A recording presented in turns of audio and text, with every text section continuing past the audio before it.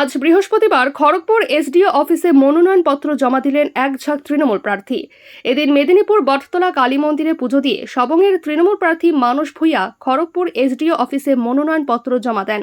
খড়গপুর সদরের প্রার্থী প্রদীপ সরকার এক বর্ণাঢ্য শোভাযাত্রা করে মনোনয়নপত্র জমা করেন।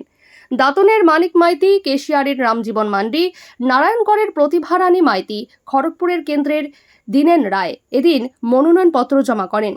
মনোনয়ন জমা দেবার পর মানসবাবু সাংবাদিকদের প্রশ্নের উত্তরে বলেন, সিপিএম পশ্চিমবঙ্গে জিরো হয়ে গিয়েছে। এরা 34 বছর ধরে যে ব্যভিচার অত্যাচার করেছে এখন তার মাসুল গুনছে।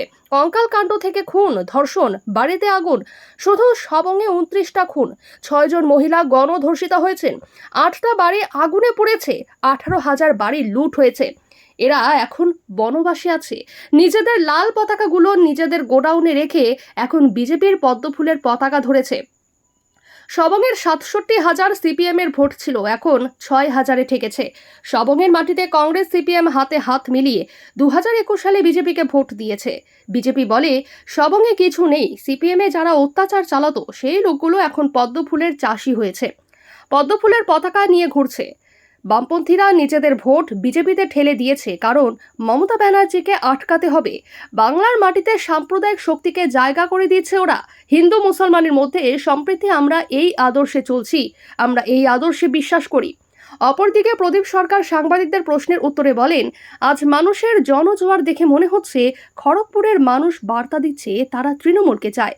দিলীপ ঘোষ প্রসঙ্গে বলেন, উনি কিছু কাজ করেননি, বর্ণবিদ্বেষী মনোভাব ওনার, শুধু বক্তৃতা দেওয়া এবং বড় বড় কথা বলা ছাড়া ওনার আর কোনো কাজ নেই।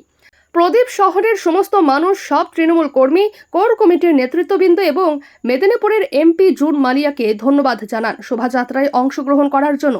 এদিন মনোনয়ন ঘিরে এসডিও অফিস চত্বরে ছিল কড়া নিরাপত্তা। মনোনয়ন জমা দেওয়ার ঘরে অবজারভারদের বসে থাকতে দেখা যায় এদিন।